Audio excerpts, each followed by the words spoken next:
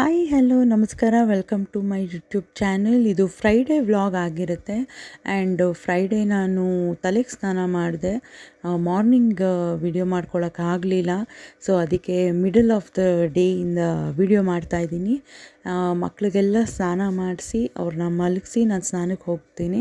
Because ಸ್ನಾನ ಮಾಡಬೇಕಾದ್ರೆ ಒಂದು ಸ್ವಲ್ಪ ಟೈಮು ನೆಮ್ಮದಿಯಾಗಿ ಸ್ನಾನ ಮಾಡಬೇಕು. ಆ್ಯಂಡ್ ಮಕ್ಕಳು ಎದ್ದಿದ್ರೆ ಬೇಗ ಬೇಗ ಸ್ನಾನ ಮಾಡ್ಕೊಂಬರ್ಬೇಕಾಗುತ್ತೆ. ಆ್ಯಂಡ್ ತಲೆಗೆ ಬೇರೆ ಯಾವಾಗ ತಲೆಗೆ ಸ್ನಾನ ಮಾಡ್ತೀವೋ ಅವತ್ತಂತೂ ತುಂಬ ಟೈಮ್ ಬೇಕು.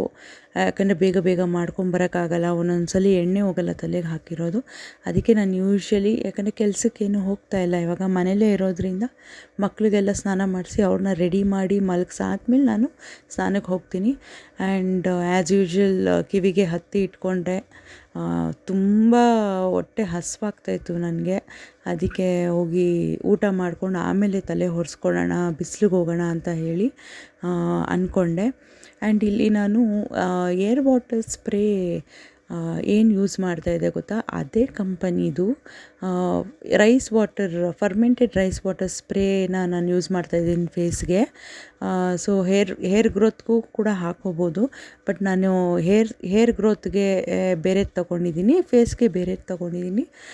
ತುಂಬ ಇನ್ಫ್ಲುಯೆನ್ಸರ್ ಫೀಡ್ಬ್ಯಾಕ್ ಕೊಡೋದನ್ನು ನೋಡಿದೆ ನಾನು, ಚೆನ್ನಾಗಿದೆ ಅಂತ ಹೇಳಿ. ಅದಕ್ಕೆ ಯೂಸ್ ಮಾಡ್ತಾಯಿದ್ದೀನಿ, ನೋಡೋಣ ಹೇಗೆ ಬರುತ್ತೆ ರಿಸಲ್ಟ್ ಅಂತ.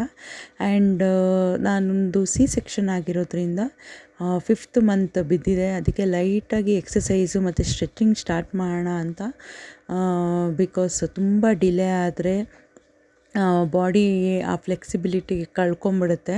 ಆಮೇಲೆ ತುಂಬ ಕಷ್ಟಪಡಬೇಕಾಗತ್ತೆ. ಆ್ಯಂಡ್ ವೆಯ್ಟ್ ಲಾಸ್ ಕೂಡ ಕಷ್ಟ ಆಗುತ್ತೆ ಅಂತ ಹೇಳಿ ಲೈಟಾಗಿ ಪೆಲ್ವಿಕ್ ಎಕ್ಸಸೈಸು, ಆಮೇಲೆ ಸ್ಟ್ರೆಚಿಂಗ್ ಎಕ್ಸಸೈಸು, ಲೆಗ್ ಲಿಫ್ಟಿಂಗ್ ಎಕ್ಸಸೈಸ್ನ ಮಾಡೋಕ್ಕೆ ಸ್ಟಾರ್ಟ್ ಮಾಡಿದ್ದೀನಿ. ಆ್ಯಂಡ್ ಈವ್ನಿಂಗ್ ಟೈಮು ಮಗುನ ತೊಡೆ ಮೇಲೆ ಹಾಕ್ಕೊಂಡು ಅವಳು ಕೂಡ ಏನು ಟಿ ವಿ ನೋಡ್ತಾರೆ. ಬಿಕಾಸ್ ಅದಾಗ ಏನು ಅರ್ಥ ಆಗಲ್ಲ, ಬಟ್ ಆ ಲೈಟ್ ಇರೋದ್ರಿಂದ ಅವ್ರಿಗೆ ಅಟ್ರ್ಯಾಕ್ಟಿವ್ ಆಗಿರುತ್ತೆ.